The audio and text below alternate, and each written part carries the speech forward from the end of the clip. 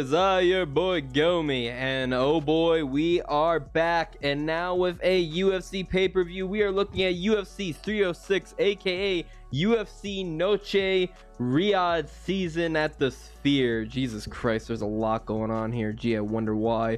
But yes, back with a pay-per-view, and it's also a pretty solid card. I know the popular thing is to just absolutely just rip into this card, and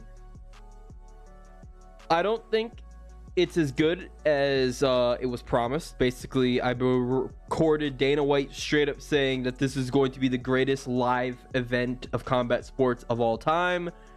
I highly disagree, but I still think it should be a good card. But I will be warning y'all, I'm kind of scared. I went through this card, I taped all the fights, and I think this card's gonna not be a high finish card. I'm so sorry. I'm not gonna lie, man. Like, there's some really good fights on here, but I look at both guys and I'm like, wow, he's a really exciting finisher. Wow, they're a really exciting finisher. And then I look at it like, but I don't think the other guy's getting knocked out, and I don't think the other guy's getting submitted. I don't think the other guy's getting knocked out. I just feel like this card's, the matchmaking is just going to lead to a lot of decisions. I'm sorry. I just think that's how it's going to be. I think there'll be fun fights, but if you're looking for finishes, I don't know if this is going to be the card. But I'll explain what I mean as we break down the first fight on the card. This is not right, by the way. There's only prelims in the main card because there's only 10 fights. Something that also worries me about this card. There's 10 fights and it starts at the usual time. There's going to be a lot of filler, boys. Like, there's already a lot of filler, but there's going to be a lot of filler. I mean, Dana White even said in between each fight, there's going to be a movie that plays, and every fight's going to be a chapter for the heritage of, like, Mexico and Mexican fighters and stuff like that, which is going to cultivate in Sean O'Malley versus Merab Dvalishvili, US versus Georgia. Okay. Yes, first fight on the card, which surprisingly is the first fight on the card because this is honestly a really good fight that should be up there, but it's going to be Raul Rosas Jr. versus Arichi Lung.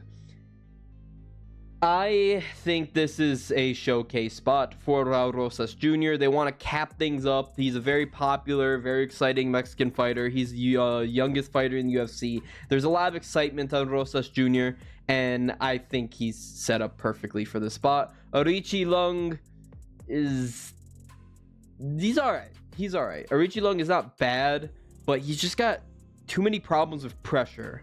And what is Rosa? A high pressure, high volume grappler. Arichi Lung hits pretty hard for the weight class. That's it.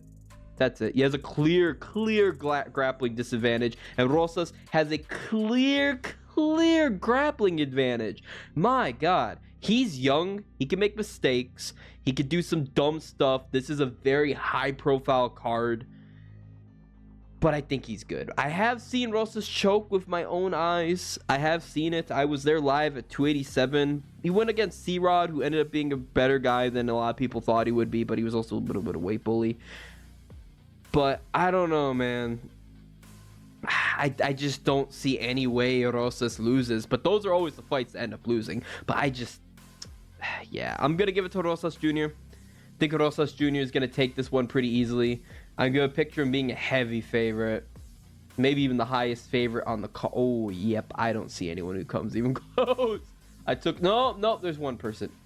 Wait, no, he's on there twice. Why is he on there twice?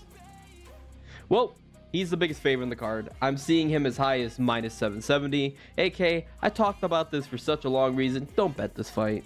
There we go. That's why I talked about this. Don't bet this fight.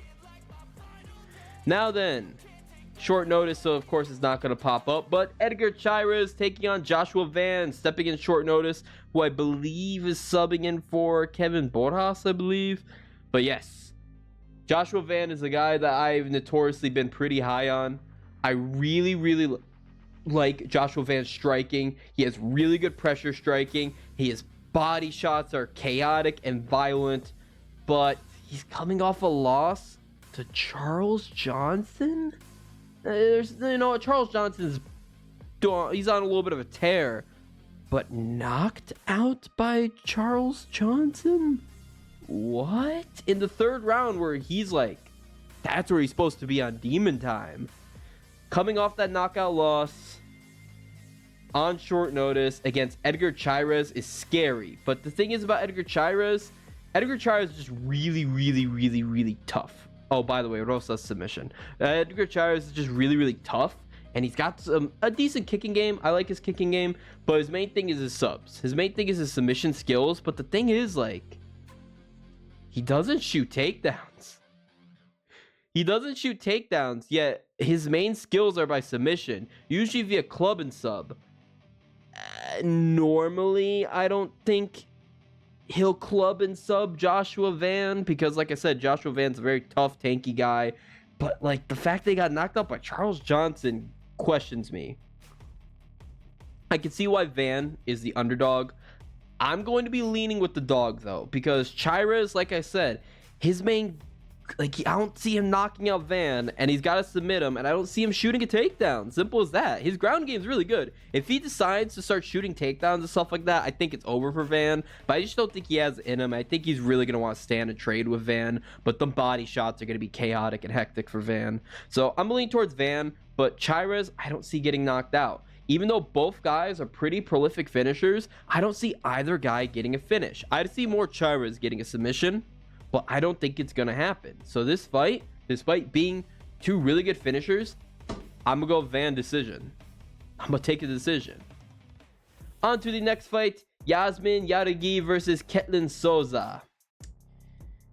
This should be easy for Yasmin. I'm not high on Ketlin Souza. I'm sorry. I don't think Ketlin Souza's that good. She doesn't do a good job of checking kicks. She loves to wing overhands. She hits hard and she's got good pressure. But otherwise, I see Yasmin piecing her up. Her striking is just overall better. She works the body well. She's a very technical kickboxer. I see this fight honestly playing out very similar to Natalia Silva versus Jessica Andrade, which I correctly predicted. It went exactly how I thought it would be. I think this fight is virtually a very similar fight, to be honest with you, as smaller weight class. Yasmin in the form of Natalia Silva and Ketlin Souza in the form of Jessica Andrade. They're very similar fighting styles, both these girls, to each other. I think Yasmin Jauregui is very tough, very technical of a striker. But my thing is, I don't see a lot of finishing upside for Yasmin Jauregui. I don't know why. I just think at the UFC level, I just don't really see her finishing like many people. Like, yeah, Stella Nunes.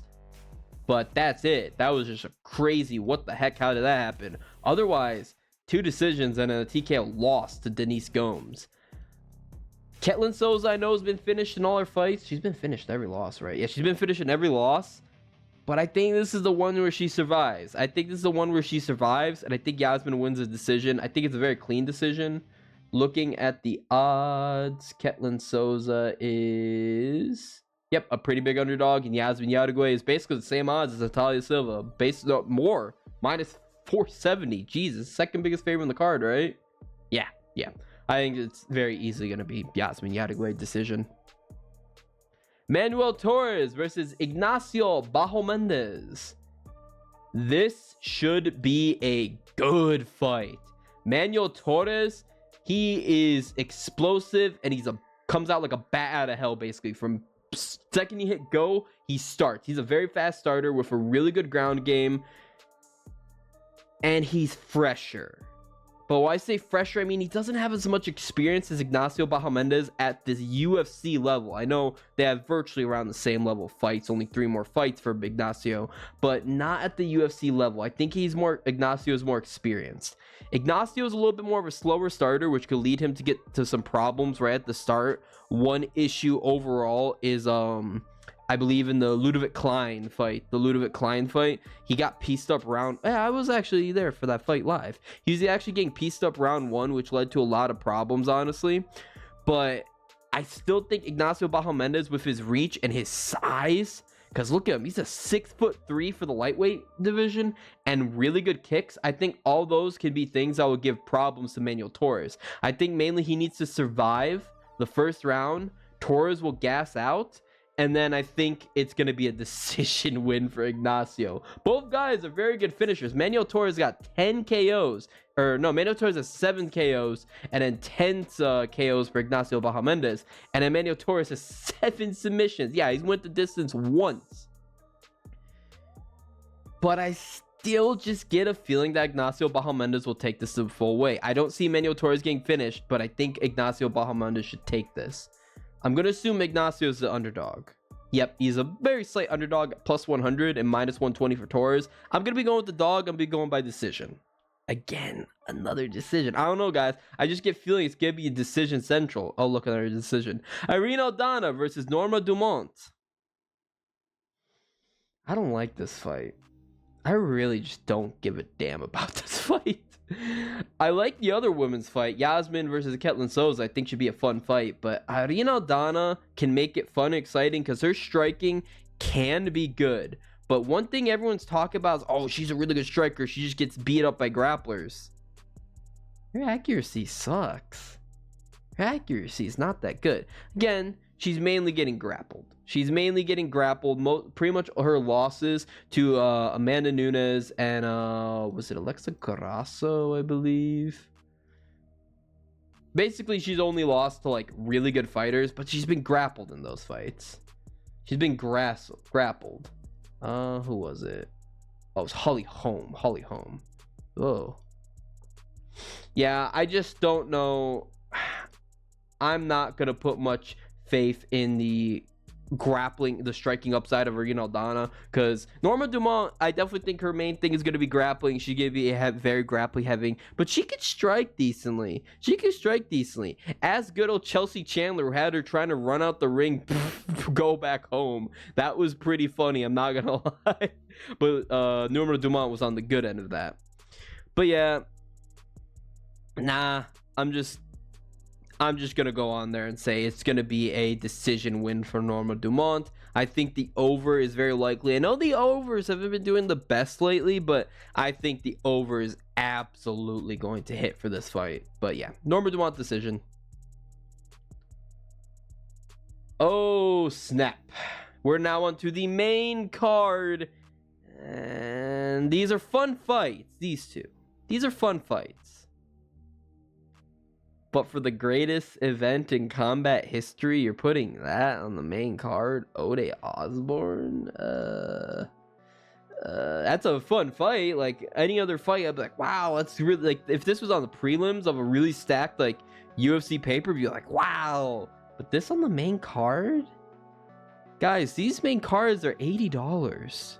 Like, don't get me wrong. I'm not gonna this fight's great. This is a very fun fight. Is it worth, what's 80 divided by 5? Would you pay $16? Would I pay $16 to watch this? No. But oh well, enough about that. Ronaldo Rodriguez versus Ode Osborne. Ugh, man. Ode Osborne, he's a coin flip. He's the incarnation of coin flip Johnson. Sometimes he looks really good. He's on point. I really like what I see. Like when he beat Charles Johnson, Zaru, CJ Vergara. And he just looks like when he lost to Tyson Nam, Asu Almabev, Rafael Filho. I just can't trust Ode Osborne. And then Ronaldo Souza, this is his second fight in the UFC. Yeah, he looked really good against Dennis Bondar, and that's the main reason I'm going to be picking Ronaldo Rodriguez.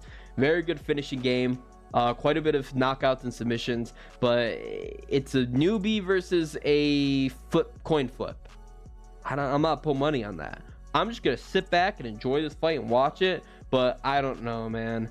Also, this is the fight most likely to be finished. I know other than the Rosas fight, every other fight I've been picking decision.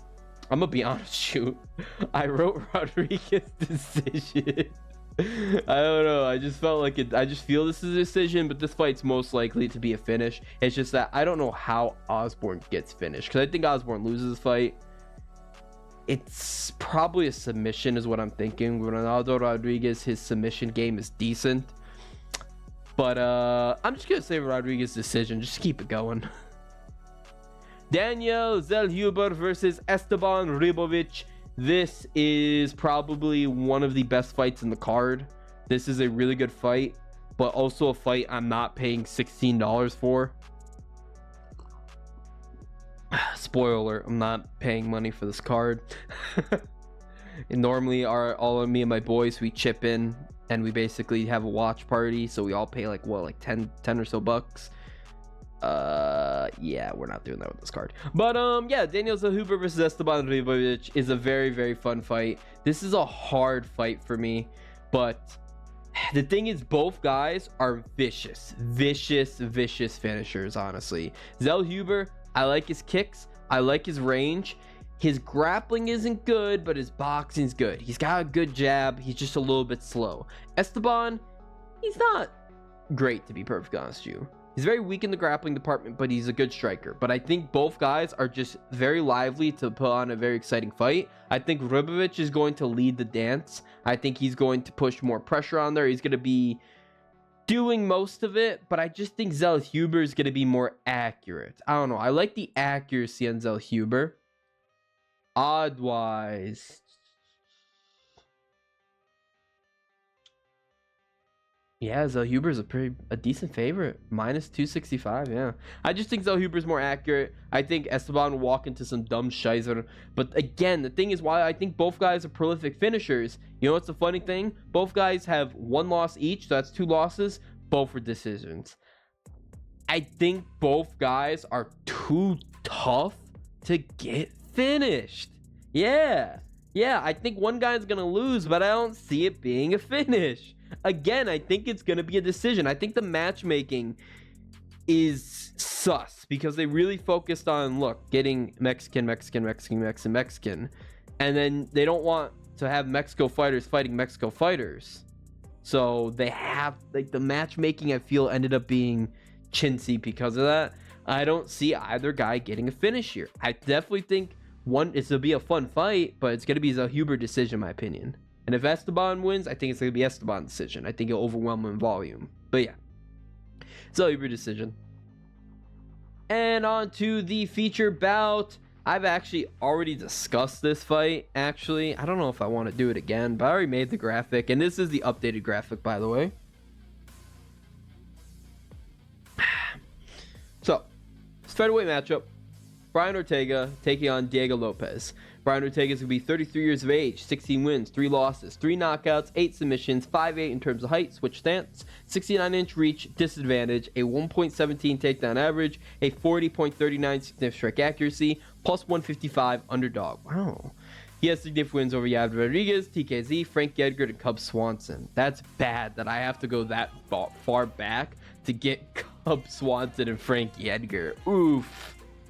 Diego Lopez is going to be 29 years of age, 25 wins, 6 losses, 10 knockouts, 12 submissions. My God, homie. 5'11" in terms of height, orthodox stance, 72.5-inch reach advantage, a 0.33 takedown average, significant strike accuracy, a minus 185 favorite, significant wins over Dan Ige, Sadiq Youssef, Pat Sabatini, and Gavin Tucker. Now then, Brian Ortega's wins are better on paper, but he fought all these guys older. He fought post-military service 2-year layoff TKZ. Frankie Edgar in 2019? Cub Swanson in 2019, 2018? Diego Lopez's wins are much better. People looked at the Dan Ige fight and Lopez didn't look that good, but keep in mind, Brian Ortega dicked him around heavily by saying, nope, we're going to fight a lightweight. Nope, we're going to fight at catch weight of 165.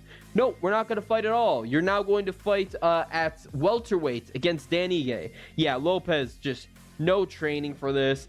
Multiple weight cuts, gaining weight. It's just, that's why he didn't look as good. And then Dan Ige came off the couch and Dan Ige's tough as hell. I think it's more impressive that Diego Lopez and Dan Ige went out there and they actually had a good fight. Not crazy, not his best, but great fight. A good fight. I think this should be a really good fight, but I think my prediction stays the same, which if you remember my previous prediction for this fight, I don't see T-City getting finished. I don't see him getting finished. I don't see him getting knocked out by Diego Lopez over 5 rounds. I think Lopez is the better striker, and I actually think that's how he's going to win this fight, with some power shots. I think he's going to be railing shots, hitting him, catching him, hurting him bad, because Brian Ortega was getting hurt in that second Yair fight, got dropped, but still pushed through. Mexican toughness.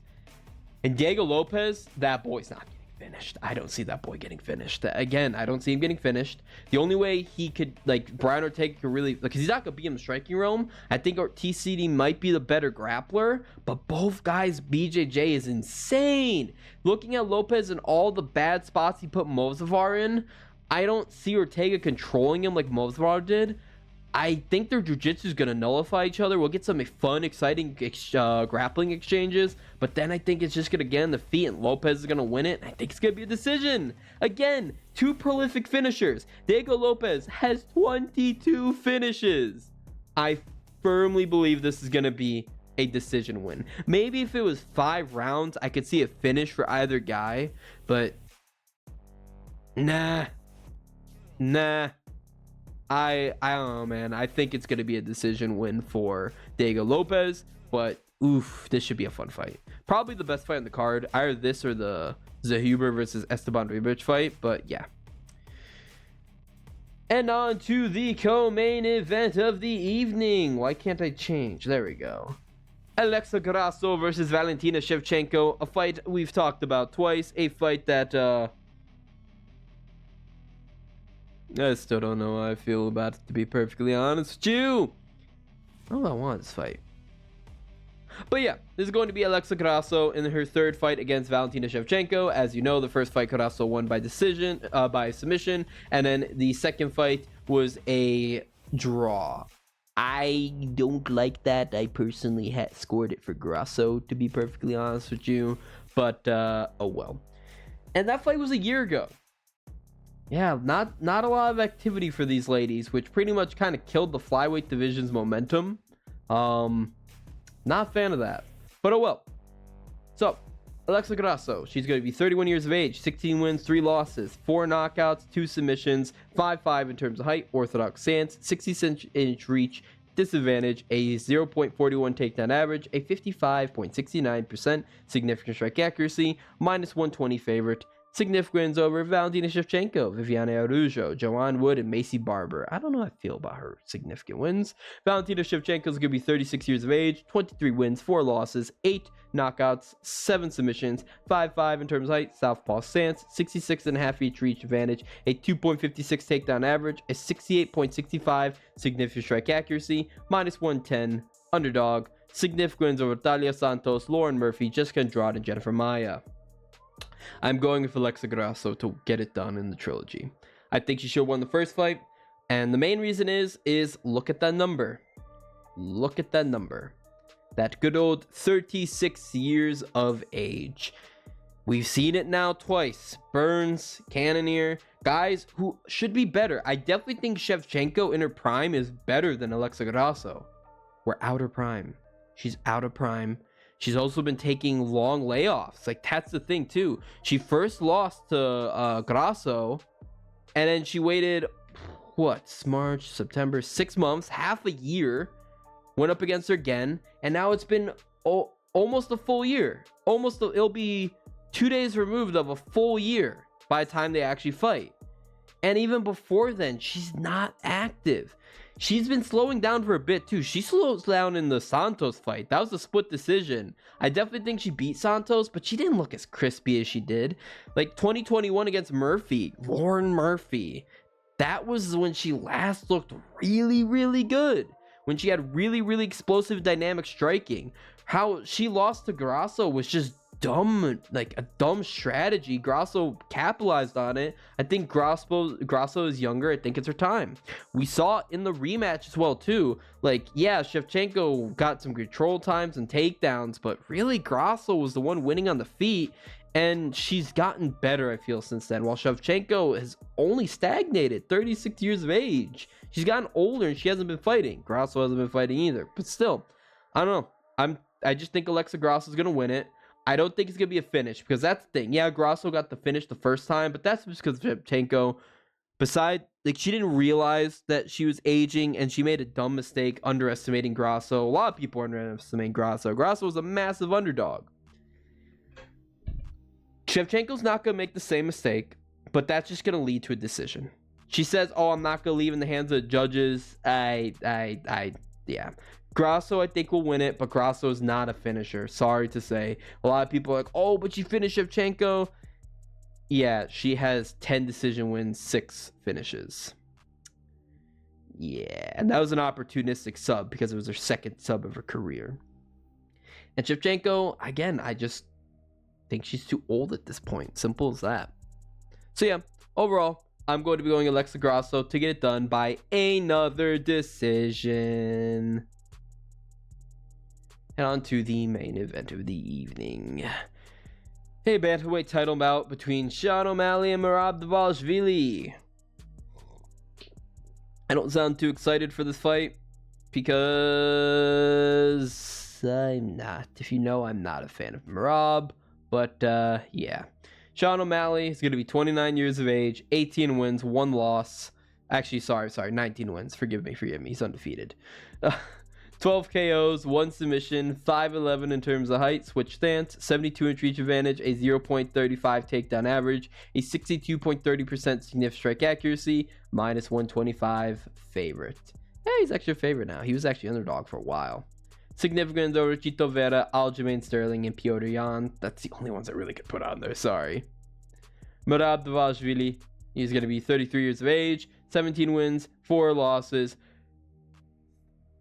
3 knockouts, 1 submission. He's Bilal Muhammad. Everyone talks about how boring Bilal Muhammad is. Well, not as much anymore because now everybody loves him because he had a boring win over Leon Edwards. But Merab is worse. Look at that 1 submission and 6.43 takedown average. What are you doing with your takedowns? What are you doing? 5'6" in terms of height. God, there's a height difference. 68-inch reach advantage. God, there's a reach advantage. 6.43 takedown average and 1 submission. Don't get me wrong, I love ground and pound fighters. I love Islam Makhachev. Habib was so fun to watch. A lot of people say, "Oh, I don't like Habib." No, Habib was fun to watch. You know why? Because Islam gets you on the ground, he's going to submit you. Habib gets you on the ground, he's going to submit you or even TKO you. That's good grappling. You know who also has really good grappling ground and pound? Tom Aspinall. Watch Tom Aspinall versus Alexander Volkov. Takedowns galore, and he beats the piss out of him with it. But enough. Dricus Duplessis. Enough. Merab Dvalishvili has 658 points, 92% significant strike accuracy, plus 105 underdog. Significant wins over Henry Cejudo, Piotr Jan, Jose Aldo, and Marlon Moraes. Merab Dvalishvili in his UFC career has 1 knockout. He has 1 knockout. It's against Marlon Moraes. Marlon Moraes was on a 3-fight knockout loss streak when he got knocked out by Merab Dvalishvili. Other than that, he didn't finish Aldo. He didn't even take down Aldo once. He had 0 for 16 at takedowns on Aldo. How many takedowns did he have against Piotr Jan? I gotta see. 11 of 49. He had a 22% takedown rate. Jesus Christ, man. Jesus. And what do you have against Cejudo? I don't sound very happy about this. What do you have against Cejudo? He went 5 of 11. This is disgusting. Absolutely disgusting. I'm not a fan of Merab Dvalishvili, but you know what to think about all those fights I just mentioned? The Cejudo, Jan, Aldo fight, which were awful, horrible. He won. He won just by cardio and just grindy up against the fence, taking them down. Oh yeah, he picked Cejudo up over his shoulders. What do you do immediately after? He threw him to the ground and then he hugged him and was talking to Mark Zuckerberg instead of, finishing the easy submission he had on him. It's just, I'm not a fan of Merab Dvalishvili's style, but it's good. It's just too good for the division. And Sean O'Malley, He's good. He's deceptively good with his takedown defense. He was able to defend against Aljamain Sterling, who's very similar. But the thing is, Aljamain Sterling's takedown accuracy is shit. Simple as that. So is Merab's, but the difference is Merab, he'll just keep going. He'll just keep hugging you. Simple as that. The only hope is O'Malley has that left check hook that Merab got caught by Cejudo and by Marlon Moraes with. That everyone's been going around about that hook, and that is going to be O'Malley's key. His striking is far better. He absolutely can knock out Merab, but I just don't see it.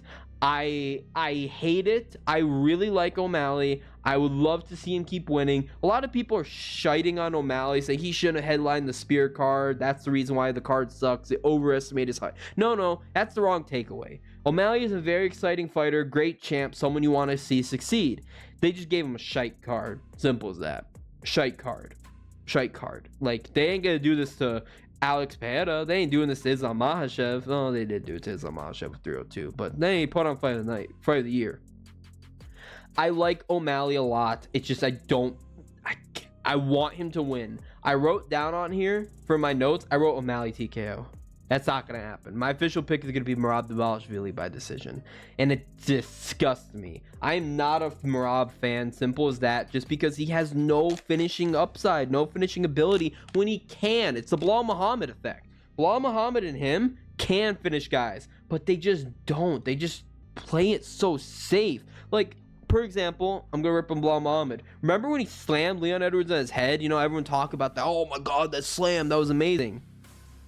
Go back and watch what he did immediately after. Go back on what he did immediately after. He hugged him on the ground when the dude was basically unconscious.